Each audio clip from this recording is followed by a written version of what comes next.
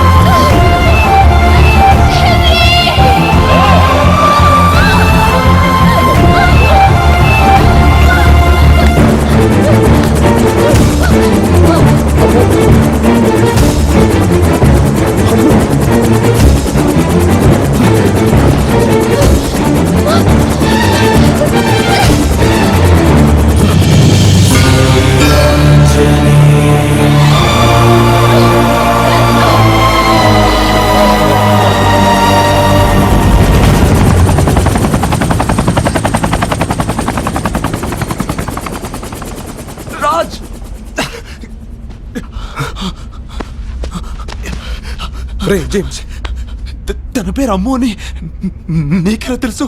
మా అమ్మ నాన్న తప్పించి నన్ను చెర్రీ అని పిలిచేది అమ్ము మాత్రమే. ఈ డాలర్ కూడా తనే ఇచ్చింది. అంటే అంటే నువ్వు సూర్యనారాయణ గారి కొడుకువా?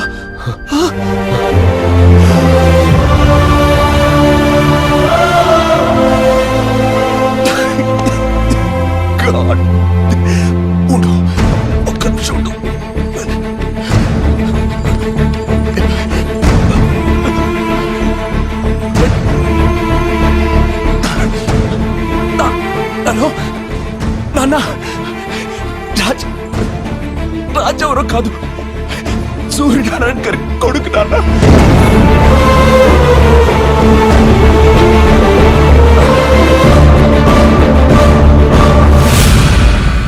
పద, హాస్పిటల్కి వెళ్దాం. ఇప్పుడు నేను బతకడం ఇంపార్టెంట్ కాదు, ఒక నిజం బతకడం ఇంపార్టెంట్, ఒక ఆశయం బతకడం ఇంపార్టెంట్. ఆ రోజు ఊరందరికీ పట్టాలు పంచుతుండగా జరిగింది ప్రమాదం కాదు, ప్రమాదంగా సృష్టించారంతే. మా నూరు రాయదుర్గం. ఆ గ్రామ ప్రజలకి కనిపించిన దైవం సుంకులమ్మ అయితే కనిపించే దేవుడు మీ నాన్న సూర్యనారాయణ. మీ నాన్న రఘుపతి గారు కాలేజ్ రోజుల నుంచి ప్రాణ స్నేహితులు. వారిద్దరి మధ్య ఉన్న స్వచ్ఛమైన స్నేహం వల్ల మీ నాన్న మాట కోసం రఘుపతి గారు తనకున్న 3000 ఎకరాల్ని రాయదుర్గం కూలీలకి కౌలుకిచ్చి వాళ్లకు బతుకుదెరువు చూపించారు.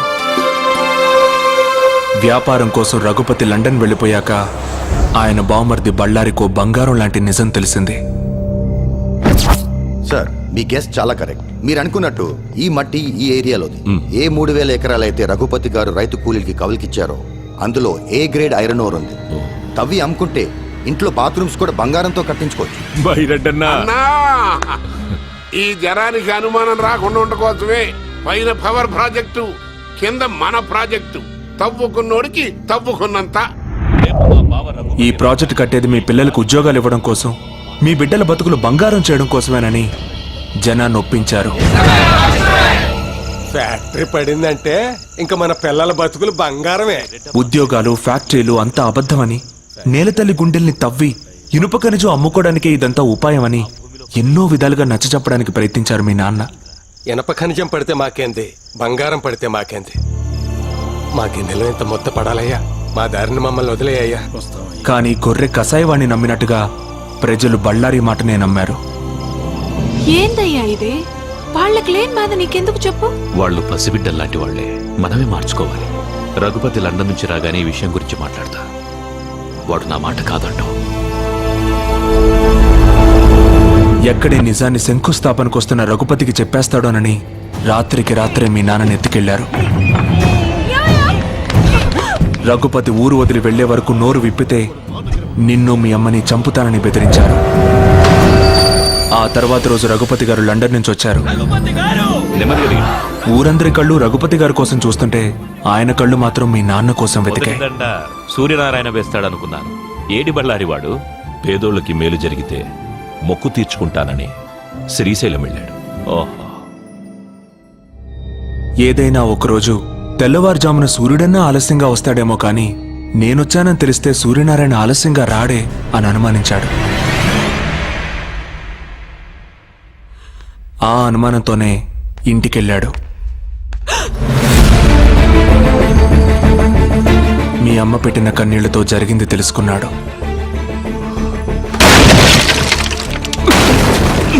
స్నేహితుణ్ణి కాపాడుకొని బళ్ళారికి బుద్ధి చెప్పాలనుకున్నాడు.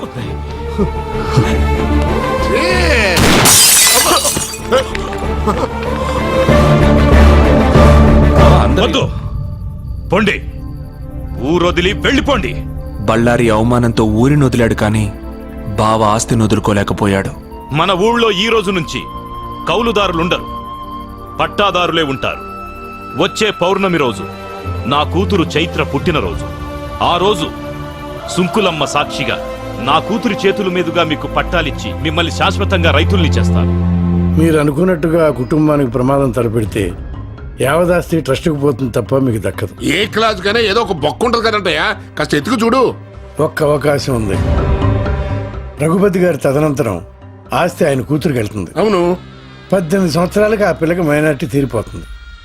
ఆ తర్వాత ఒకే ఒక్క సంతకంతో ఆస్తి అంతా మీ సొంతం అవుతుంది. తెల్లవారితే కూలీలంతా రైతులవుతారు. తెల్లవారింది. ఊరంతా పండగ వాతావరణంలో బయలుదేరారు. కానీ నువ్వు కలువపూలకు వెళ్ళగానే దారుణం జరిగింది.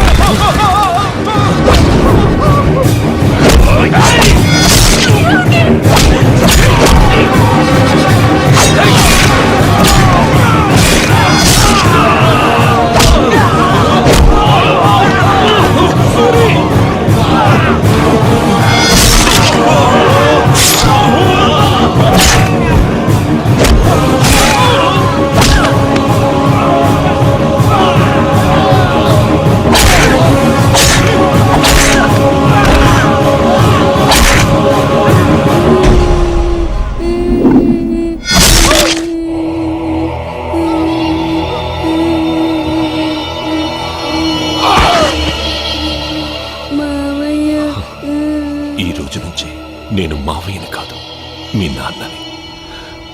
ఆస్తి కోసం అమ్ము నక్కున చేర్చుకుని తండ్రయ్యాడు బళ్ళారి. బతికిన వాళ్ళని బెదిరించి బాణాసంచా కాలుస్తుండగా ట్రాన్స్ఫార్మర్ పేలి ప్రమాదం జరిగిందని ఊరిని, పోలీసుల్ని నమ్మించాడు. నీళ్లతో తడవాల్సిన నేల నెత్తురుతో తడిసింది. మట్టి కోసం పోరాడిన మీ నాన్న మట్టిలోనే కలిసిపోయాడు.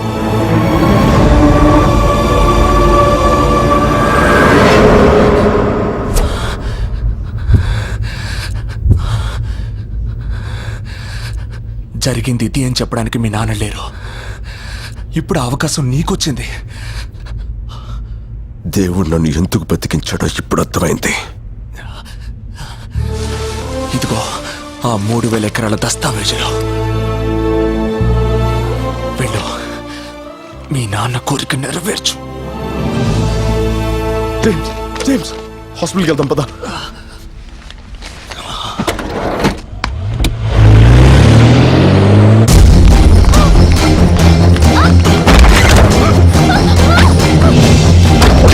రేయ్, బళ్ళారికి ఫోన్ కొట్టండ్రా.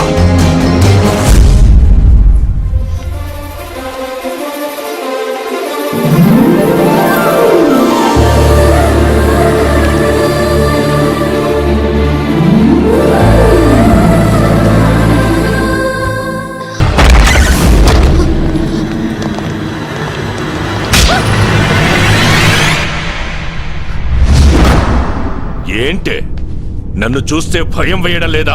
నువ్వు నాన్నవి కాదని, మా నాన్నని చంపేసిన రాక్షసుడివని తెలియగానే భయం పోయింది.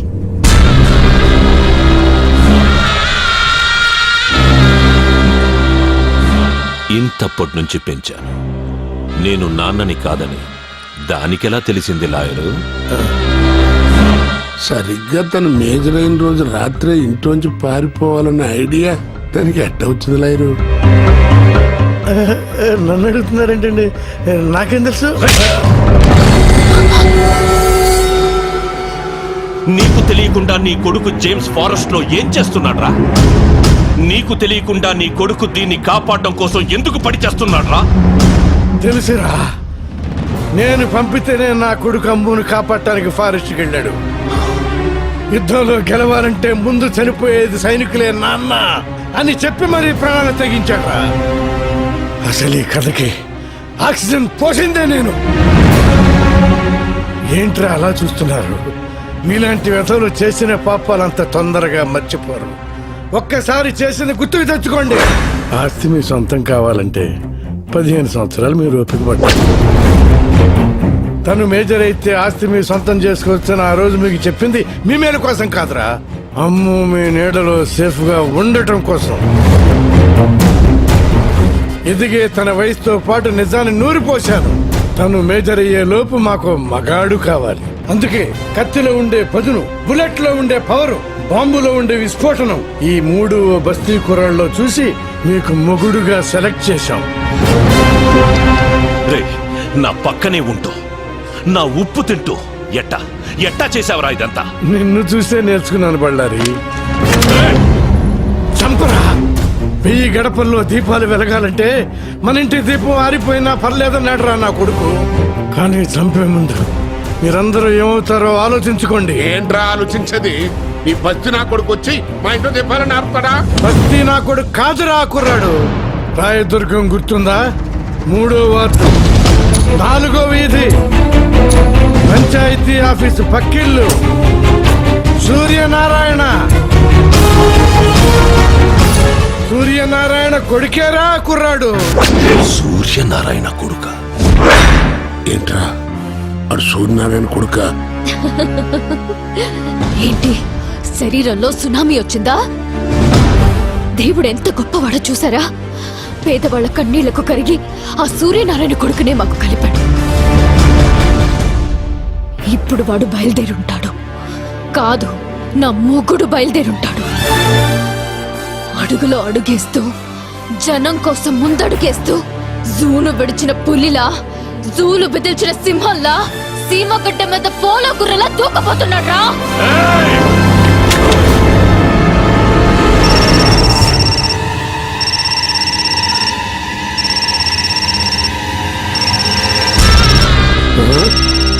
వీడి కొడుకు మాట్లాడా? ఇది వాడికి హ్యాండ్ ఓవర్ చేసిన డాక్యుమెంట్స్ తీసుకుని రాయదుర్గానికి రమ్మను. ఎక్కడి నుంచి అయితే వాడు తప్పించుకున్నాడో అక్కడే వాడిని ఫినిష్ చేస్తాం. లేకపోతే ఇది ఇక్కడే దచ్చది. మాట్లాడో. హలో నాన్న, నేను అమ్ముని తీసుకుని రాయదుర్గం వస్తున్నా. రాజుని పేపర్లు తీసుకుని అక్కడికి వచ్చి అమ్ము చచ్చిపోతుందన్న భయంతో చెప్పలేదురా. అక్కడికి వెళ్ళి మీరు చావబోతున్నారన్న ఆనందంలో చెప్పా.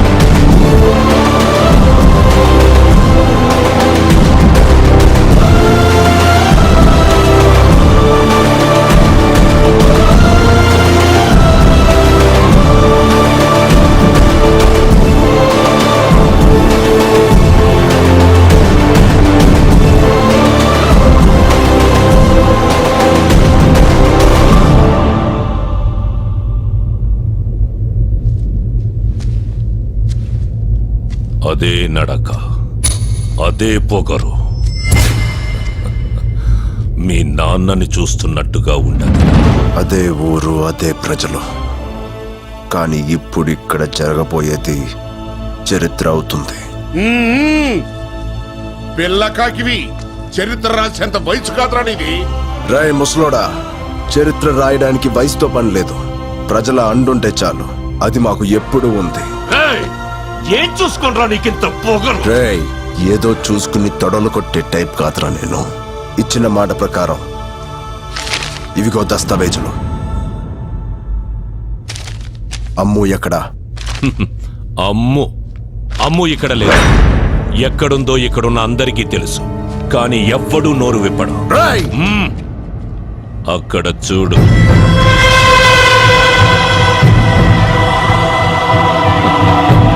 పాపం, 13 సంవత్సరాల క్రితం ఇదే నేలలో కలిసిపోయారనుకున్న మీరు బతికుండారని తెలవగానే పరుగెత్తుకొచ్చినారా జనం. మాకు ఆస్తి కావాలి, వాళ్ళకి నువ్వు కావాలి, నీకు మీ నాన్న ఆశయాన్ని పూర్తి చెయ్యడం కావాలి. వా అన్నట్టు నువ్వు బెట్టింగ్ లో కింగ్ అంట, గెలుపు తప్ప ఓటమి తెలియదంట. అందుకని అబ్బాయి, మనం ఒక పందెం వేసుకుందాం. అందులో నువ్వు గెలిచావనుకో, అమ్ము నీదే, ఆస్తి నీదే. పెంచిన తండ్రి ప్రాణాల కోసం నా ప్రాణాన్ని పందెంగా పెట్టా. కన్న తండ్రి కల నిజం అవడం కోసం ఎన్ని ప్రాణాలైనా తీస్తా. తీయడం కాదు, ప్రాణం పొయ్యాలి. 10 నిమిషాల్లో పోయే ప్రాణాన్ని కాపాడగలవా? 10 నిమిషాల్లో చచ్చేది ఎవరనుకుంటున్నావా?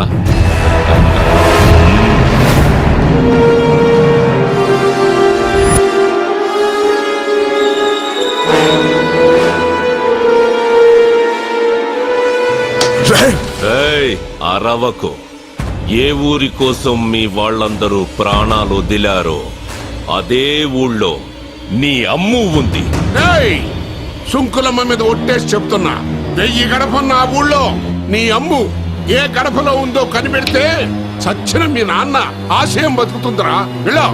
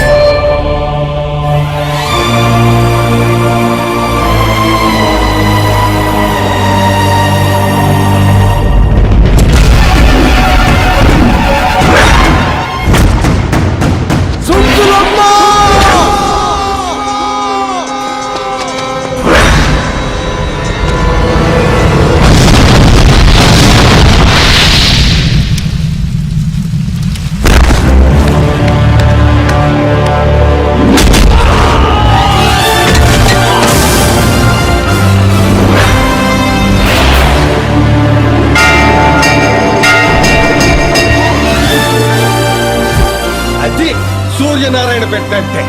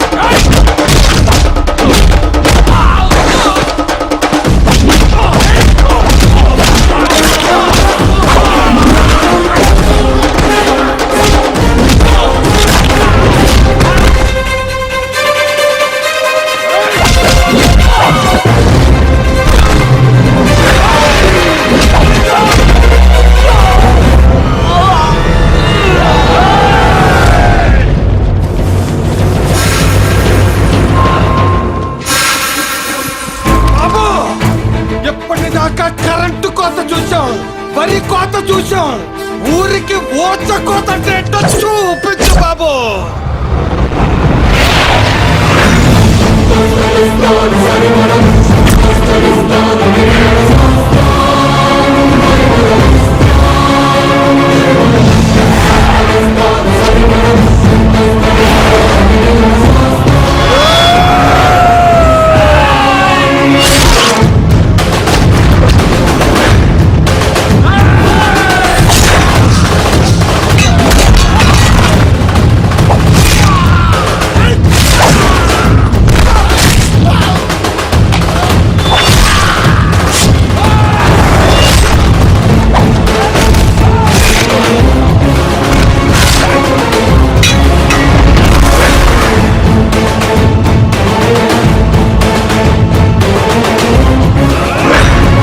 నరికే కొడుకుని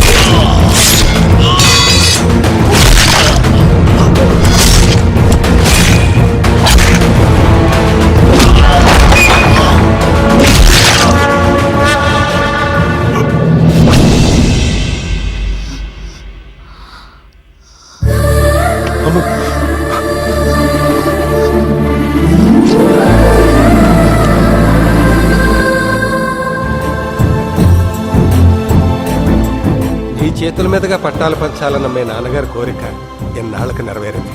ఆ పెద్దోళ్ళు ఎత్తరో మీ కడుపున కవల పిల్లలై పుట్టాలమ్మా.